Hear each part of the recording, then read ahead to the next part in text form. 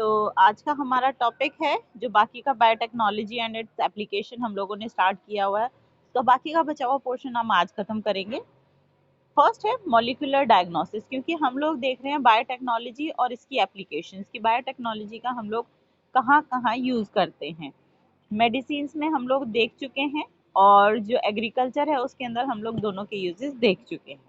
Molecular diagnosis क्या है? First चीज, मॉलिक्यूलर डायग्नोसिस का मतलब है कि कौन से ऐसे मॉलिक्यूल्स के थ्रू हम लोग जो डिजीज है उनको डायग्नोज करने की कोशिश करते हैं। ठीक है, तुम कभी भी कोई बीमारी होती है, कोई डिजीज होती है, उसको टेस्ट कराने के लिए जब जाते हो तो डॉक्टर डिफरेंट तरीके के टेस्ट लिखता है, एक्सरे लिखता है या फिर ब्लड टेस्ट वगैरह लिखता है। तो ये सभी चीजें जो हैं वो मॉलिक्यूलर डायग्नोसिस में आती हैं। इफेक्टिव ट्रीटमेंट के लिए हमें पता है, हाँ बिल्कुल, डायग्नोसिस का मतलब है पता लगाना। ठीक है, तो पैथोफिजियोलॉजी बहुत इंपॉर्टेंट है। पैथोफिजियोलॉजी जो है वो दो वर्ड्स को जो मिला के बनी हुई है। पैथो इज पैथोजन से लिया गया और फिजियोलॉजी फिजियोलॉजी है। ठीक है, तुम्हारी बॉडी के अंदर जो भी रिएक्शंस होती हैं एक पैथोजन की वजह से, वो सब पता लगाने वाली जो साइंस है वो है पैथोफिजियोलॉजी। ठीक है, अगर तुम्हें किसी भी डिजीज का पता लगाना है तो तुम्हें ये चीजें जरूरी होती हैं जाननी कि उस पैथोजन की वजह से तुम्हारी बॉडी के अंदर कौन से रिएक्शंस हो रही हैं, कौन से रिस्पॉन्सेस चल रहे हैं। और इनको डायग्नोज करने के लिए जनरली सीरम और यूरिन एनालिसिस किया जाता है। ब्लड वगैरह जो है उसको एनालाइज किया जाता है। सीरम जो है, सीरम हम लोग लेते हैं जब ब्लड है, ब्लड में से हम लोग आरबीसीज को हटा देते हैं। ठीक है, जो सेल्स हैं उसको हटा देते हैं, जो बाकी का बचता है लिक्विड पार्ट वो सारा सीरम कहलाता है। ठीक है, सेल्स को क्यों हटा दिया? सेल्स को इसीलिए हटा दिया कि जो भी सेल्स सेक्रीट करते हैं वो सारा मीडियम के अंदर आ जाता है, तो उसको हम लोग सीरम कहते हैं। कोई भी चीज है बॉडी में, कहीं भी इंफेक्शन होता है, क्योंकि ब्लड एक कनेक्टिव टिश्यू है और एक ऐसा कनेक्टिव टिश्यू है जो पूरी बॉडी को कनेक्ट करता है। तो कुछ भी बॉडी में कहीं भी रिएक्शन होती है उसका एक रिस्पॉन्स जो है वो ब्लड के अंदर जरूर देखने को मिलता है, इसीलिए सीरम एनालिसिस किया जाता है। फिर दूसरी चीज है कि बॉडी के अंदर कुछ भी जाता है, रिएक्शंस होती हैं, किसी भी तरीके की केमिकल इक्वेशंस होती हैं, ये सभी चीजें, जितनी भी चीजें बनती हैं, ब्रेक करती हैं, उन सभी से जब एक्सक्रीट करके चीज निकलती है, यानी कुछ ना कुछ तुम्हें साइड में जो प्रोडक्ट्स हैं वो मिलते हैं, कुछ यूज हो जाते हैं, कुछ अनयूजेबल होते हैं। जो अनयूजेबल होते हैं वो सब यूरिन में आ जाते हैं एक्सक्रीशन के थ्रू। तो इसीलिए अगर तुम्हारी बॉडी में कुछ अनयूजुअल रिएक्शंस हो रही हैं तो यूरिन को एनालाइज करके भी हम लोग पता लगा सकते हैं कि बॉडी में किस तरीके की रिएक्शंस जो हैं वो हो रही हैं। अर्ली डिटेक्शन, अच्छा यहाँ है कि अगर हम लोग कन्वेंशनल मेथड्स यूज करते हैं सीरम या यूरिन एनालिसिस के, अर्ली डिटेक्शन जो है वो पॉसिबल नहीं हो पाता है। क्यों नहीं हो पाता है? क्योंकि सीरम में या यूरिन में हमें देखने को चीजें तब मिलती हैं जब इन्फेक्शन जो है वो काफी लेवल तक बढ़ चुका होता है। तो इसीलिए क्या करते हैं, रिकॉम्बिनेंट डीएनए टेक्नोलॉजी का यूज करने की कोशिश करते हैं। पॉलीमरेज चेन रिएक्शन है जो हम लोगों ने पढ़ी है चैप्टर 11 में। एंजाइम लिंक्ड इम्यूनोसॉर्बेंट ऐसे है। एलाइजा टेस्ट जिसको कहते हैं, एलाइजा टेस्ट हम लोगों ने चैप्टर 8 में पढ़ा था कि एचआईवी जो वायरस है उसके इन्फेक्शन को डायग्नोज करने के लिए यूज किया जाता है। ये कुछ ऐसी टेक्निक्स हैं जिससे हम लोग अर्ली डायग्नोसिस जो है वो कर सकते हैं। अर्ली डायग्नोसिस कैसे कर सकते हैं? जैसे पीसीआर है, वो क्या करेगी, हमारे पास एक बहुत छोटा सा मॉलिक्यूल बहुत कम अमाउंट में भी है तो उसको मल्टीप्लाई करेंगे तो वो बहुत ज्यादा अमाउंट में हो जाएगा, उसका नंबर इंक्रीज कर जाएगा और तब हम उसे आसानी से डायग्नोज कर सकते हैं। फिर एलाइजा है, एलाइजा में भी एंटीजन और एंटीबॉडीज ही यूज होती हैं, तो मॉलिक्यूलर बेसिस है बहुत ही, इसीलिए ये मॉलिक्यूलर डायग्नोसिस जो है वो अर्ली डायग्नोसिस में हेल्प करते हैं। पीसीआर, ये जो नेक्स्ट हमारा पैराग्राफ है वो बताता है कि किस तरीके से पीसीआर जो है वो हेल्प करता है डायग्नोसिस में। Presence of a pathogen is normally suspected. हम पैथोजन का प्रेजेंस कैसे लगाते हैं? जब भी कोई डिजीज का सिम्टम आता है। ठीक है, जब तक सिम्टम नहीं आएगा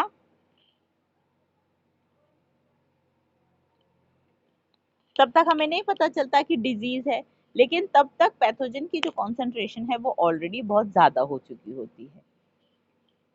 However, very low concentration of a bacteria और वायरस जब सिम्टम्स डेवलप भी नहीं हुए तब भी डिटेक्ट की जा सकती है। किससे? पीसीआर से एम्पलीफाई करके। जो मैंने तुम्हें अभी बताया कि पीसीआर से हम क्या करेंगे, जो भी हमारे पास वायरस है, बैक्टीरिया है, इन्फेक्शियस एजेंट है यानी पैथोजन है, उसका डीएनए लेते हैं यानी ब्लड में से सैंपल निकालते हैं, उसको मल्टीप्लाई कराते हैं मल्टीपल टाइम्स मल्टीप्लाई कराने से हम लोगों को क्या होता है, उसकी अमाउंट बढ़ जाती है। और अमाउंट बढ़ जाने से क्या होगा, जब हम उसे डायग्नोज करने चलेंगे वो आसानी से डायग्नोज किया जा सकेगा। ठीक है, इसीलिए ये म्यूटेशंस वगैरह जो हैं जीन में, इसको सस्पेक्ट करने के लिए यूज की जाती है एड्स पेशेंट में। जितने भी हमारा एड्स है, उसके अलावा कैंसर हैं, इनमें पीसीआर का भरपूर यूज किया जाता है पता लगाने के लिए कि किसी तरीके की प्रॉब्लम है या नहीं है। तो पीसीआर एज सच डायग्नोज नहीं करेगी, लेकिन पीसीआर का क्या यूज है कि जो भी हमारे पास स्मॉल अमाउंट में डीएनए है उसको हम लोग मल्टीप्लाई करके, उसकी मल्टीपल कॉपी करके, उसको एम्पलीफाई करके हम उसका अमाउंट बढ़ा लेते हैं ताकि वो डायग्नोजेबल स्टेज में हो जाए, यानी उसका अमाउंट जो है वो इतना हो जाए कि वो पता लगाया जा सके। बिल्कुल वैसे ही कि अगर आसमान में एक छोटा सा सितारा है, शायद ना दिखाई दे, एक की जगह तुम 10, 15, 20 सितारे एक साथ इकट्ठे कर दो, ठीक है, तो वो आसमान में आसानी से देखे जा सकते हैं। ठीक है, तो वही चीज पीसीआर करती है। उसके बाद है हम लोग ये देखेंगे, अ सिंगल स्ट्रैंडेड डीएनए और RNA tagged with the radioactive molecule is allowed to hybridize to its complementary DNA in a clone of cells followed by detection using auto radiography. यहाँ बताया गया है कि ऑटो रेडियोग्राफी किस तरीके से help करती है डायग्नोसिस में। तो हम लोग क्या चीज यूज करेंगे, क्योंकि मॉलिक्यूलर डायग्नोसिस है तो हम लोग डीएनए या आरएनए यूज करते हैं। इसको हम लोग टैग करते हैं। टैग किससे करना है, टैग करने का मतलब है हमने इस पे जो भी हमारे पास जिसको हम डायग्नोज करना चाहते हैं उस पे एक मॉलिक्यूल ऐड करना है। टैग करने का मतलब है उस पे हम लोगों को ऐड करना है या चिपका देना है, चाहे वो डीएनए ले रहे हैं या आरएनए ले रहे हैं, वो हमारी चॉइस पे है। हमारी जो भी टेक्निक है यूज कर रहे हैं हम लोग, उसमें हम कौन सा मॉलिक्यूल यूज करना चाहते हैं उस पे हम लोग एक मॉलिक्यूल चिपका देंगे। वो जो मॉलिक्यूल है वो कैसा है, वो रेडियो एक्टिव मॉलिक्यूल है, जिसको हम लोग प्रोब भी कहेंगे। ये प्रोब वर्ड हम लोग चैप्टर 6 में भी पढ़ चुके हैं। ठीक है, इसको अलाउ कर दिया hybridize to its complementary DNA in a clone of cells. हमारे पास सपोज करो हमारे पास कोई भी एक डीएनए है जिसको हम लोग पता लगाना चाहते हैं, ब्लड सैंपल है, उसके अंदर उसके अंदर डीएनए है, वायरस हम पहचानना चाहते हैं कि भाई ये वायरस है या नहीं है, तो उसके कॉम्प्लीमेंट्री जो भी होगा हम लोग डीएनए उसके ऊपर डालते हैं। अगर कॉम्प्लीमेंट्री वाला डीएनए या आरएनए उस पर जाके अटैच कर जाता है तो हम उसे पता लगा लेते हैं, क्योंकि हमने जो हमारा प्रोब डाला था, यानी हम लोगों ने जो भी अपना मॉलिक्यूल डाला था उसको हमने रेडियो एक्टिव मॉलिक्यूल से टैग करके रखा था, यानी हम उसको पहचान सकते हैं, हम उसको देख सकते हैं। नॉर्मली तो डीएनए या आरएनए उसको देखा नहीं जा सकता, लेकिन जब हमारा मॉलिक्यूल जिस पे रेडियो एक्टिविटी चिपकी हुई है, ठीक है, अटैच्ड है, वो जहां जहां जाएगा उसको हम लोग यूवी रेडिएशन के अंदर देख सकते हैं, यानी ऑटो रेडियोग्राफी से फिर देख सकते हैं। जिसमें म्यूटेटेड जीन होगा वो फोटोग्राफिक फिल्म में नहीं आएंगे, क्योंकि उनके पास कोई कॉम्प्लीमेंटैरिटी होगी ही नहीं। सपोज हमारे पास ए और बी दो डिफरेंट तरीके के जीन हैं, मैं तुम लोगों से स्क्रीन शेयर देखो, हमारे पास एक ये वाला है, ये सपोज करो ये हमारा नॉर्मल वाला है। ठीक है, नॉर्मल के अगेंस्ट हम लोगों को पता है कि इसकी सीक्वेंस क्या होगी, क्योंकि हम लोग सीक्वेंसिंग कर चुके हैं। चैप्टर 6 में हम लोगों ने सीक्वेंसिंग देखी थी कि नॉर्मल जीन्स की सीक्वेंस हम पता लगा चुके हैं। अब मैं देखना चाहती हूँ कि मेरी बॉडी के अंदर ये जो सेल है, ये जो जीन है, ये नॉर्मल है या इसमें कोई तरीके की म्यूटेशन हो गई है। तो क्या करूंगी, एक रेडियो एक्टिव प्रोब लिया मैंने, ठीक है, एक ये जो मैंने येलो वाला लिया है ये इसके कॉम्प्लीमेंट्री है। इसमें साथ में मैंने क्या किया, लास्ट में एक मॉलिक्यूल चिपका दिया, और ये जो मॉलिक्यूल है इसमें से लाइट एमिट होती है। ठीक है, ये लाइट नॉर्मली विजिबल नहीं होगी, लेकिन अगर मैं यूवी रेडिएशन के अंदर देखूंगी तो ये मुझे दिखाई दे जाएगी। ठीक है, अब मैं क्या करती हूँ, इसको हाइब्रिडाइज करा देती हूँ। हाइब्रिडाइज कराने का मतलब मैंने इसको जो मेरा येलो वाला है इसको ब्लैक वाले से के साथ में रखा, जिससे क्या हुआ, जो ब्लैक है मेरा वाला जो नॉर्मल डीएनए है उसके अगेंस्ट जाके ये इससे हाइब्रिडाइज कर लेता है और यहाँ पे ये ब्लू वाला इसका टैग इसके साथ लगा हुआ है। तो जितना भी नॉर्मल जीन होगा, अगर जीन नॉर्मल है तो ये येलो जाके उससे अटैच करेगा। अगर ये एबनॉर्मल है कि सपोज करो इसमें यहाँ पे किसी तरीके की म्यूटेशन हो जाती और यहाँ पे सपोज करो ये रेड आ जाता थोड़ा सा, ठीक है, ये पोर्शन, तो ये जो येलो वाला है ये इस पे जाके अटैच नहीं होगा। और उस केस में कि हम लोग मान लो दो सिचुएशंस लेके चलते हैं, दो अलग अलग हैं, एक नॉर्मल है एक एबनॉर्मल है, ठीक है। फिर हम लोगों ने इस पे कॉम्प्लीमेंट्री वाला डाल दिया, ये कॉम्प्लीमेंट्री डाल दिया और साथ में ये रेडियो एक्टिव प्रोब डाला हुआ है, ठीक है। जब हम लोगों ने इसे हाइब्रिडाइज करने अलाउ किया, ये नॉर्मल है, ये म्यूटेटेड है। जो म्यूटेटेड वाला है उस पे जाके ये अटैच नहीं करेगा क्योंकि ये इसके कॉम्प्लीमेंट्री नहीं होगा। म्यूटेटेड वाले में कुछ म्यूटेशंस हो चुकी हैं, उसकी जो नाइट्रोजनस बेस सीक्वेंस है वो चेंज हो चुकी है, चेंज होने की वजह से ये इसके एग्जैक्टली कॉम्प्लीमेंट्री नहीं रहा, तो ये इससे जाके अटैच नहीं करेगा। तो इस केस में क्या होगा, जो हमारा ए वाला है उस केस में होगा ये रेड वाला, ये ग्रीन वाला जाके इससे अटैच कर जाएगा, ठीक है। जबकि इस केस में क्या रहेगा, हमारा जो येलो था वो अकेला रह जाएगा। हम क्या करते हैं, जब भी ऐड करते हैं उसके बाद एक वॉशिंग स्टेप होता है, वॉश कर देते हैं। वॉश करने से क्या होता है, जो भी चीज अनअटैच्ड रह जाती है कि जो अटैच नहीं हो वो हट जाती है। अब हम इसमें क्या करेंगे, हम इसके बाद इसको यूवी के अंदर रखेंगे, अल्ट्रावायलेट रेडिएशन या वो लाइट यूज करेंगे जिसमें हम इस रेडियो एक्टिव प्रोब को देख सकें, ठीक है। तो ए वाला जो केस है, इस केस में हम लोगों को क्या दिखाई देगा, यहाँ पे हमें रेडियो एक्टिविटी दिखाई देगी, लेकिन यहाँ पे रेडियो एक्टिविटी दिखाई नहीं देगी, ठीक है। तो इससे हम लोग पता लगा लेंगे, अगर हमारा जो रेडियो एक्टिव प्रोब है वो शो हो रहा है, हमें लाइट की, जब भी लाइट में देख रहे हैं तो इल्यूमिनेशन आ रहे हैं, हमें चमक नजर आ रही है, दिखाई दे रहा है कि वो मॉलिक्यूल हमारा वाला है, तो इसका मतलब ये नॉर्मल है। और अगर उसमें किसी तरीके की म्यूटेशंस हो गई है तो हमें किसी तरीके की भी कोई भी इल्यूमिनेशन जो है वो नजर नहीं आएंगी, ठीक है। ये हम करते हैं मॉलिक्यूलर डायग्नोसिस में, जब हमें पता लगाना हो कि किसी मॉलिक्यूल के थ्रू कि नॉर्मल में म्यूटेशंस हैं या नहीं है। नेक्स्ट, एलाइजा के ऊपर दो लाइनें। ELISA is based on, ELISA हालांकि मैंने चैप्टर 8 में अच्छे से समझाया, यहाँ पे सिर्फ दो लाइनों में ही बताया और इतना ही बहुत है, क्योंकि वहां भी सिर्फ नाम बताया गया था और इसका फुल फॉर्म बताया गया था। तो एलाइजा जो है किस चीज पर बेस्ड है, हाँ ये चीज ध्यान रखना कि बेशक दो लाइनें लिखी हुई लेकिन 2 नंबर में क्वेश्चन अब भी पूछ लेते हैं कि एलाइजा के फंक्शनिंग का क्या बेसिस है या किस प्रिंसिपल पर बेस्ड है। तो बेसिस है इसका एंटीजन एंटीबॉडी इंटरेक्शन, ठीक है, कि बॉडी में जब भी कोई वायरस है बैक्टीरिया है एंटर करेगा तो उसके रिस्पॉन्स में हमारी बॉडी जो है, बाहर से एंटीजन आया उसके रिस्पॉन्स में हमारी बॉडी एंटीबॉडी बनाएगी, उन एंटीबॉडीज को फिर हम लोग आइडेंटिफाई करते हैं। यानी अगर बॉडी के अंदर किसी भी वायरस या किसी पैथोजन के अगेंस्ट एंटीबॉडी है तो इसका मतलब वो एंटीजन भी वहां पे है, ठीक है। तो infection by pathogen can be detected by the presence of antigens, या तो हम डायरेक्टली एंटीजेंस का पता लगा लें या फिर हम एंटीबॉडीज का पता लगा लें। दोनों ही कंडीशंस में हम लोगों को पता चल जाता है कि जो भी वायरस है बैक्टीरिया है जो पैथोजन है वो प्रेजेंट है। ये मॉलिक्यूलर डायग्नोसिस की हैं, बहुत ज़्यादा चीज़ें इंपॉर्टेंट नहीं है, बट स्टिल तुम लोगों को क्या क्या चीज़ें ध्यान रखनी है वो ये है, एक एक नंबर में आता है कि पीसीआर किस तरीके से हेल्प करता है मॉलिक्यूलर डायग्नोसिस में। तो क्या चीज़, आंसर इसका क्या होगा कि ये जो भी हमारे पास सैंपल प्रेजेंट है डीएनए आरएनए का उसको सेवरल टाइम एम्पलीफाई कर देता है और फिर उसको डिटेक्ट किया जाता है। फिर ऑटो रेडियोग्राफी का यूज किया तो सिंगल डीएनए आरएनए टैग करना है रेडियो एक्टिव मॉलिक्यूल से और फिर उसको डिटेक्ट करना है ऑटो रेडियोग्राफी से, ठीक है। जो म्यूटेटेड होंगे वो फोटोग्राफिक फिल्म पे नजर नहीं आएंगे, जबकि जो नॉर्मल वाला होगा वो फोटोग्राफिक फिल्म पे नजर आएगा।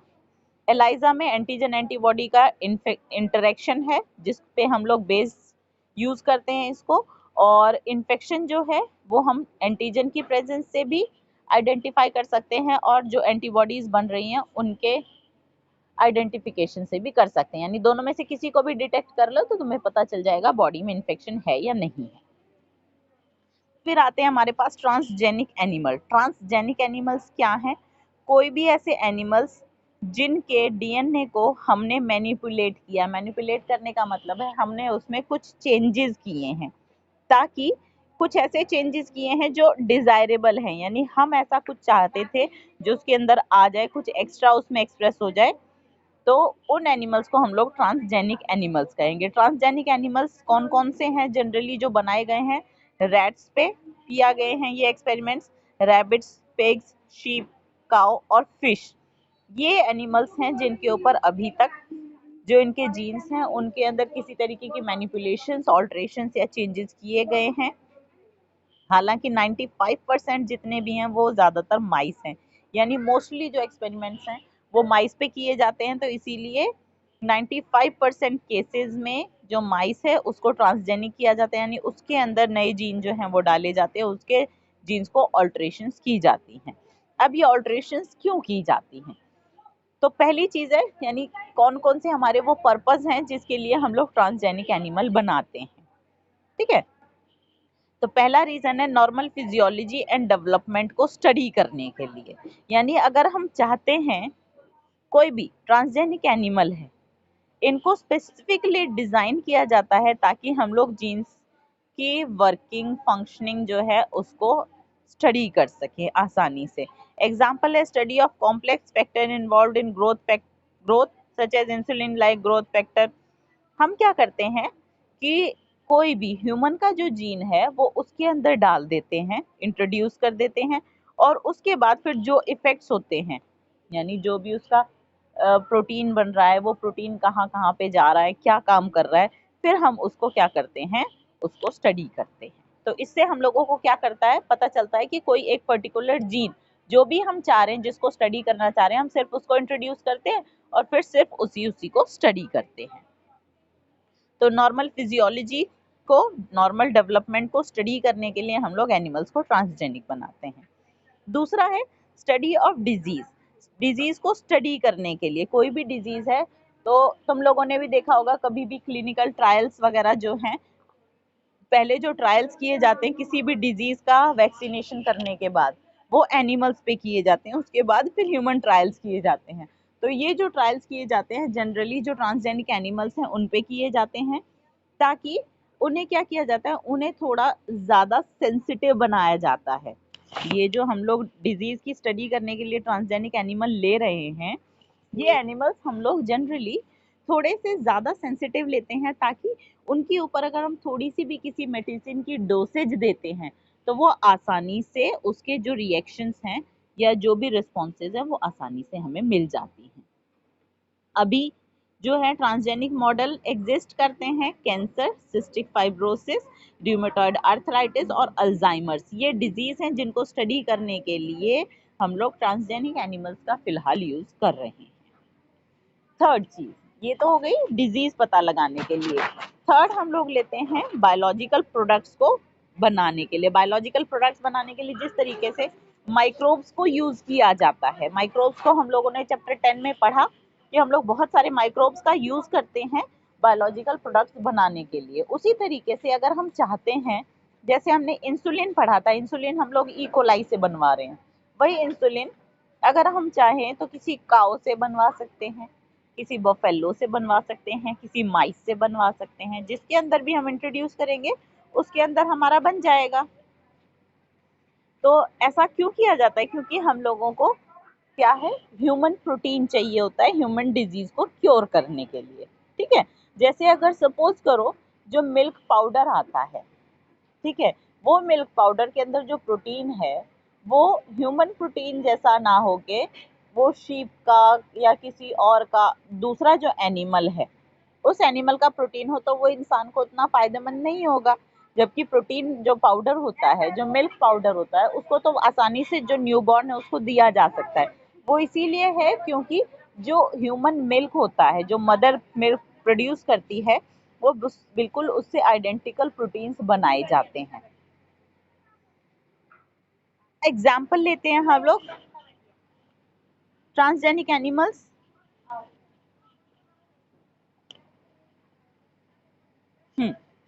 मेडिसिन जो भी सर्टेन ह्यूमन डिजीज को ट्रीट करने के लिए यूज की जाती है, इनमें बायोलॉजिकल प्रोडक्ट्स होते हैं, but such products are often expensive. Normally expensive पड़ते हैं बनाने में, इसीलिए हम लोग क्या करते हैं, ट्रांसजेनिक एनिमल्स का यूज करते हैं, ताकि छोटा सा कोई भी पोर्शन जिसको हम चाहते हैं कि कोई पर्टिकुलर प्रोटीन बनाना है, वो उसके अंदर इंट्रोड्यूस किया जाए। जैसे ह्यूमन प्रोटीन अल्फा 1 एंटीट्रिप्सिन जो है वो बनाया जाता है एम्फाइसेमा नाम की बीमारी को ट्रीट करने के लिए। सिमिलरली फिनाइल कीटोन्यूरिया जो कि एक जेनेटिक डिजीज है, सिस्टिक फाइब्रोसिस है, ये दोनों जो डिजीज हैं इनको भी ट्रीट करने के लिए अटेम्प्ट्स किए गए हैं। तो हमारे पास एग्जाम्पल फर्स्ट हुआ अल्फा 1 एंटीट्रिप्सिन बनाने का, दूसरा हुआ ट्रीटमेंट ऑफ फिनाइल कीटोन्यूरिया और सिस्टिक फाइब्रोसिस का। नेक्स्ट है जो एग्जाम्स में अक्सर पूछा जाता है, वो है कि 1997 में पहली ट्रांसजेनिक काऊ बनाई गई जिसका नाम रोजी रखा गया। अब ये जो रोजी है उसमें क्या खास बात है, उसमें खास बात ये है कि इसका जो मिल्क है, जो काऊ मिल्क है इस रोजी का, हालांकि ये काऊ का मिल्क है, बट इसके मिल्क के अंदर ह्यूमन प्रोटीन जो है वो पाया जाता है। ठीक है, वो ह्यूमन प्रोटीन कैसे पाया गया, हमने काऊ के अंदर ऐसे जीन डाल दिए कि वो ह्यूमन का प्रोटीन बनाए, इसीलिए उसके मिल्क के अंदर ह्यूमन प्रोटीन जो है वो पाया जाता है। तो इससे क्या होगा, जो नॉर्मल काऊ है उसके कंपैरिजन में ये जो काऊ है इसका मिल्क एक न्यूबॉर्न बेबी या जो ह्यूमन बेबी है उसके लिए बेटर होगा। The milk contain the human alpha lactalbumin, ये एक प्रोटीन है जो कि ह्यूमन मिल्क में पाया जाता है, अल्फा लैक्टैल्ब्यूमिन ये पाया जाएगा। जो ह्यूमन प्रोटीन यहाँ नाम बोल रहे हैं वो ये प्रोटीन अल्फा लैक्टैल्ब्यूमिन है। तो इसीलिए ह्यूमन बेबीज के लिए जो नेचुरल काऊ मिल्क है उससे कहीं ज्यादा बैलेंस्ड ये प्रोडक्ट जो है वो देखने में मिला। थर्ड है वैक्सीन सेफ्टी। थर्ड हो गया, फोर्थ पॉइंट है वैक्सीन सेफ्टी। वैक्सीन सेफ्टी क्या है कि कभी भी कोई भी वैक्सीन को टेस्ट करना है तो उसको नॉर्मल जो एनिमल्स हैं उन पे ट्राई ना करके हम लोग क्या करेंगे, हम लोग उनको ट्रांसजेनिक एनिमल पे यूज करेंगे। ठीक है, क्यों, क्योंकि उनको वही नॉर्मल सी बातें, इनको हम लोग थोड़ा सेंसिटिव बनाते हैं ताकि अगर वैक्सीन का बहुत थोड़ा सा भी कोई इफेक्ट हो तो वो आसानी से उस ट्रांसजेनिक माइस पे या जो भी ट्रांसजेनिक एनिमल है उस पे आसानी से देखने को मिल सके। ठीक है, पहले ट्रांसजेनिक माइस पे यूज किया जाता है, जैसे पोलियो वैक्सीन जो था सबसे पहले माइस पे यूज किया गया, फिर जब माइस पे ये रिलायबल देखा जाता है कि इसमें कोई इफेक्ट्स नहीं है, कोई नेगेटिव इफेक्ट या साइड इफेक्ट्स नहीं है, उसके बाद फिर मंकीज पे, एप्स पे या जो ह्यूमन के बहुत क्लोज वाले एनिमल्स हैं उन पे देखा जाता है और फाइनली फिर ह्यूमंस पे देखा जाता है क्लिनिकल ट्रायल में। थर्ड है chemical safety testing. Chemical safety testing क्या है कि अभी हमें पता है कि बहुत सारी जो ड्रग्स हैं, जो दवाइयां हैं, उनकी टॉक्सिसिटी जो है, यानी अगर वो ह्यूमन बॉडी के अंदर जाती हैं तो वो हमारी बॉडी के लिए टॉक्सिक हो सकती हैं या नहीं हो सकती हैं, सेफ हैं, तो उसकी टेस्टिंग के लिए भी हम लोग ट्रांसजेनिक एनिमल को यूज करते हैं। Transgenic animals are made that carry genes which make them more sensitive to toxic substances than non transgenic animal. जो नॉन ट्रांसजेनिक एनिमल्स हैं यानी जो वाइल्ड में एनिमल पाए जाते हैं उनके कंपैरिजन में उनको ज़्यादा सेंसिटिव बनाते हैं, ताकि अगर उनको थोड़ा भी टॉक्सिक सब्सटेंस दिया जाए तो उसके इफेक्ट जो है फटाफट से दिखाई दे, कम टाइम में अच्छे रिजल्ट्स जो हैं वो देखने के लिए मिल जाए। ठीक है, ट्रांसजेनिक एनिमल्स के साथ ये 1, 2, 3, 4 और 5 पॉइंट्स ऐसे इनका मोटा मोटा जो हेडिंग है वो याद रखनी है, प्लस हर किसी के अंदर एक एक लाइन जरूर याद होनी चाहिए, इंक्लूडिंग जो बायोलॉजिकल प्रोडक्ट्स में ये जो रोजी वाला एग्जाम्पल है ये जरूर याद रखना है। ठीक है, बाकी सब में तो हाँ, जो पहली काऊ बनाई गई उसका नाम रोजी रखा गया, उसके बाद और भी काऊ बनाई गई। ठीक है, लेकिन हर किसी का नाम नहीं रखेंगे ना। पहली बार जो पहली चीज बनती है वो डिफरेंट होती है, उसका नाम रखा जाता है। जैसे ये इंडिया में नहीं बनी थी, ये बाहर बनी थी। नाम से भी पता चलता है रोजी। इंडिया में शायद हो, शायद हो, मैं पक्का नहीं कह सकती।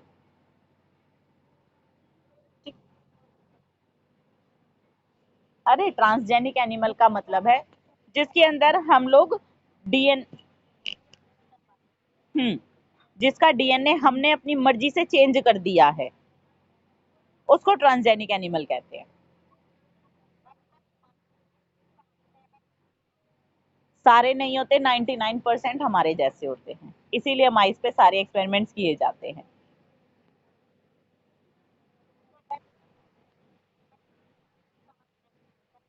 हम्म बिल्कुल, हम लोग वही चीज माइस पे टेस्ट कर सकते हैं जो चीज कॉमन है। ठीक है, जो डिफरेंट जीन्स हैं उनको हम लोग टेस्ट नहीं करते हैं माइस पे। जो 1% डिफरेंसेस है उनके लिए हम लोग माइस पे टेस्ट नहीं करेंगे। ठीक है, लास्ट हमारा टॉपिक आता है एथिकल इश्यूज। एथिकल इश्यूज हैं कि ये जो हम लोग ट्रांसजेनिक एनिमल्स इतनी आसानी से बोल रहे हैं कि किसी का भी डीएनए उठाओ और चेंज कर दो, ये कितना एथिकल है। एथिकल यानी कितना इसमें मानवता है, और एथिकल का एग्जैक्ट मीनिंग जो होता है क्या बोलते हैं, कुछ होता है ना एथिक्स, अभी मुझे याद नहीं है। एक सेकंड मैं देखती हूँ, एग्जैक्ट हिंदी मीनिंग जो है वो मुझे याद नहीं है, पर कुछ होता है इसका।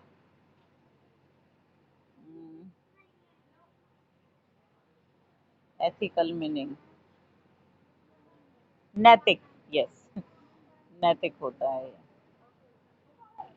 तो कौन कौन से नैतिक, जब हम कहते हैं कि हमने उठा के किसी का भी जीन जो है वो चेंज कर दिया, तो क्या ये नैतिकता की कसौटी पर खरा उतरता है कि नहीं, किसी का भी उठा के चेंज कर दो। तो ये सारे जो इश्यूज हैं वो भी डील करने पड़ते हैं। ये कौन डील करता है? इंडिया के अंदर इंडियन गवर्नमेंट ने एक ऑर्गेनाइजेशन सेटअप किया है जो है जेनेटिक इंजीनियरिंग अप्रूवल कमेटी। ठीक है, GEAC, ये हमारी एक बॉडी है जो कि जेनेटिक इंजीनियरिंग में जितनी भी रिसर्चेज होती हैं, कितनी वैलिड हैं, आप कितना वो रिसर्चेज कर सकते हो, उसमें क्या क्या अलाउड है, कितना सेफ है, ये सभी चीजें ये सब अप्रूव करती है कमेटी। यानी इसके अप्रूवल के बिना, इस कमेटी के अप्रूवल के बिना आप कोई एक्सपेरिमेंट्स नहीं कर सकते हो। आवाज नहीं आ रही है स्वाति या खुशबू, तुम में से कोई कुछ बोल रहा है? ठीक है, ओके, बैकग्राउंड में से कहीं से कुछ आवाज आ रही थी। तो सबसे पहले इस कमेटी का नाम याद रख। ठीक है, तो सबसे पहले इस कमेटी का नाम याद रखना है, GEAC, genetic engineering approval committee. ये क्या है? ये एक ऐसी बॉडी है जो कि जेनेटिक इंजीनियरिंग में होने वाले सभी चीज़ों पे, किसी भी तरीके की रिसर्च हो या एक्सपेरिमेंट्स हो, उनको अप्रूवल देती है। ठीक है, क्योंकि चीज़ें जो है, जैसे हम लोगों ने बहुत सारी इंग्लिश मूवीज में देखा है कि साइंटिस्ट एक्सपेरिमेंट कर रहे थे और कुछ खतरनाक सा बन गया, कुछ हार्मफुल सा बन गया, और अगर उसको फिर सोसाइटी में छोड़ दिया जाए, पब्लिक में छोड़ दिया जाए, तो वो बहुत हार्मफुल हो सकता है। तो इस तरीके की प्रॉब्लम्स जो हैं वो क्रिएट ना हो, इसीलिए इन सब चीज़ों को कंट्रोल करने के लिए GEAC नाम की बॉडी बनाई गई। ठीक है, फिर कुछ इश्यूज आते हैं जैसे पेटेंट रिलेटेड। पेटेंट क्या होता है? जब भी कोई कंपनी कोई नई चीज डिस्कवर करती है, बनाती है, तो वो उसे अपने नाम पे पेटेंट कराती है। यानी वो अपने नाम पे उसको इशू करवा लेती है कि ये हमारे द्वारा बनाई गई ओरिजिनल चीज है और इसको कोई कॉपी नहीं कर सकता है। ठीक है, अगर कोई ऐसा करता है तो वो इलीगल है, तो इसको पेटेंट कहा जाता है।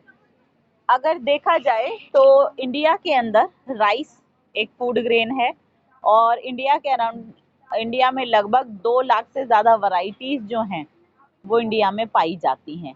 इंडिया के अंदर राइस की डाइवर्सिटी बहुत ज़्यादा है, वन ऑफ द रिचेस्ट माना जाता है। और बासमती जो है वो यहाँ, हाँ, हाँ बिल्कुल, चावल हमारा जो हम लोग खाते हैं उसमें बासमती राइस जो है वो एक डिफरेंट वैरायटी है, राइस की है तो राइस ही, बट एक वैरायटी है। जिसका अपना एक अरोमा, अपनी एक खुशबू होती है, अपना फ्लेवर होता है। ठीक है, ये अगर देखा जाए तो इंडिया में बहुत बहुत टाइम से जो ये हमारे लिए नेटिव माना जा सकता है कि ये जो है ये हमारे नेटिव है, यानी ये तो हमारे यहाँ ग्रो की जाती थी और ये सदियों से यूज किया जा रहा है।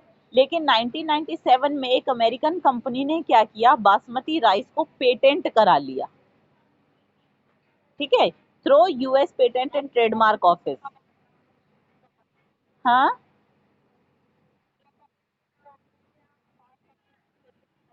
हाँ, तो ऐसा ही हो जाता है कि अगर आप कोई ऑब्जेक्शन नहीं लगाते हो अपनी चीज़ों पे, अगर आप ये प्रूव नहीं कर पा रहे हो कि ये हमारे लिए नेटिव है या हमारे यहाँ ये बहुत टाइम से यूज कर रहे हैं, तो उस केस में इस कंपनी की तरह फिर धोखा हो जाता है और फिर ये सारे इश्यूज जो है वो एथिकल हो जाते हैं और फिर ये जो इंटरनेशनल कोर्ट है उनके अंदर ये केसेस चलते हैं। ठीक है, हालांकि ये हमारी अपनी थी बासमती, लेकिन बासमती को एक नई वैरायटी बना के वो कंपनी बेच रही है और उसके अलावा अगर कोई और बेचेगा तो वो कंपनी उस पर केस भी कर सकती है। ठीक है, बेचने पर भी बिल्कुल। तो इन्होंने क्या किया था, इंडियन बासमती जो थी उसको सेमी डॉर्फ वैरायटी के साथ में क्रॉस कर लिया। ठीक है, और सिर्फ क्रॉसिंग को आप एक नई डिस्कवरी नहीं कह सकते। क्रॉसिंग में क्या करना है, तुम लोगों को दो प्लांट्स को आपस में सिर्फ हाइब्रिडाइज ही तो कराना है, मेल गेमेट लिया, फीमेल गेमेट लिया और आपस में मिला दिए। इसमें तो कोई नई चीज की नहीं, कोई किसी तरीके का एक्सपेरिमेंट नहीं किया। तो ये एक तरीके से धोखा था। ठीक है, उसके बाद काफी अटेम्प्ट साथ में किए गए हैं। टर्मरिक, नीम, जैसे कि हम लोगों को पता है कि हल्दी है और नीम है, इनको हम लोग सदियों से यूज करते आ रहे हैं मेडिसिनल पर्पज के लिए।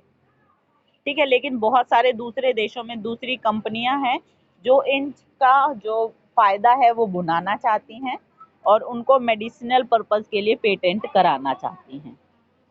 अगर हम लोग विजिलेंट ना रहें, यानी ध्यान ना दें, इन चीज़ों के लिए अवेयर ना रहें, तो क्या होगा, पेटेंट एप्लीकेशन जो है ये बिना हमारी किसी भी नॉलेज के लोग पेटेंट करा लेंगे और हमारी जो अपनी विरासत है उसका फायदा कोई और उठा के ले जाएगा। ठीक है, तो इसीलिए ये जो जितने भी एथिकल इश्यूज हैं इनको एड्रेस करना जरूरी होता है। फिर एक टर्म आती है बायोपायरेसी। बायोपायरेसी का मतलब क्या है, बायो मतलब लिविंग, पायरेसी मतलब चोरी। जब लिविंग सोर्सेज जो हैं उनकी कोई चोरी करता है उसको बायोपायरेसी कहा जाता है। तो डेफिनेशन देखेंगे, use of bio resources by multinational companies and other organization without proper authorization from the countries and people concerned without compensatory payment।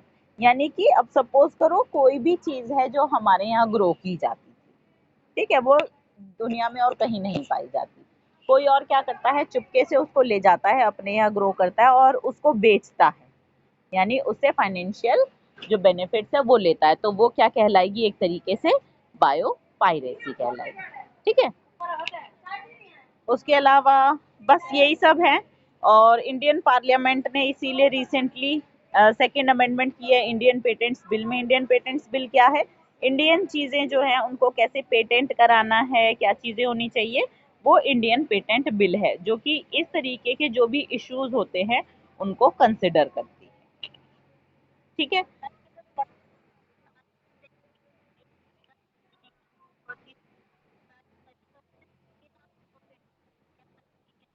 Generally जो जो भी करवाने वाला होता है, जो पेटेंट पेटेंट के लिए एप्लीकेशन डालता है, अगर कंपनी डाल रही है एप्लीकेशन तो वो कंपनी के नाम पे होगा, अगर कंट्री एप्लीकेशन डाल रही है तो कंट्री के नाम पे होगा। हाँ, जो भी पेटेंट के लिए एप्लीकेशन डालता है, क्योंकि अप्लाई करना जरूरी होता है ना पेटेंट के लिए, तो जो एप्लीकेशन डालेगा उसके नाम पे पेटेंट होगा। ठीक है, पेटेंट के बिल्कुल, पेटेंट का मतलब हो जाता है कि उसके बाद अगर कोई और बेच रहा है तो आप उसको लीगली जो है उसके खिलाफ एक्शन ले सकते हो, आप उसको रोक सकते हो वो चीज बेचने से। इसका मतलब उस चीज पर आपका एकाधिकार हो जाएगा और उससे जितना भी बेनिफिट है वो सारा आपके पास ही आएगा। ठीक है, बिल्कुल, हमारी परमिशन लिए बिना कोई यूज नहीं कर सकता। ठीक है, तो इसके साथ हमारा ये वाला चैप्टर खत्म हो जाता है।